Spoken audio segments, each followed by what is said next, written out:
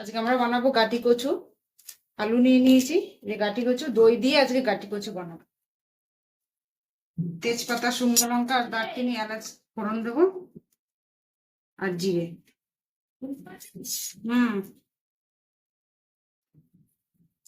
একটু গরম হলে তারপর ভাজা ভাজা করে নেবো। আমাদের ভাজা হয়ে গেছে গাটি কচু আর আলুটা। এবার একটা সঙ্গে মশলাটা দিয়ে দেবো। সব আদা, হলুদ, নুন একসাথে দিয়ে দিয়েছি। সামান্য একটু জল দেবো, ভালোকে। এবার দিয়ে দেবো দইটা। দইটাও এর সাথে কষানো হবে।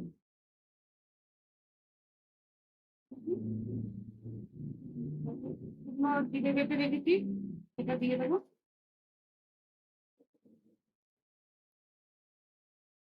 আর অল্প জল দিয়ে দেবো।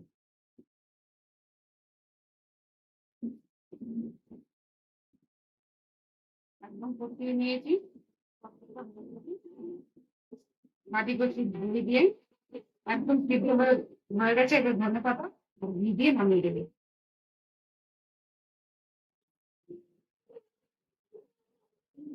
ঘি দেবো, যেহেতু এটা নিরামিষ তরকারি, একদম নিরামিষ। এটা ভালো লাগবে করে খাবেন।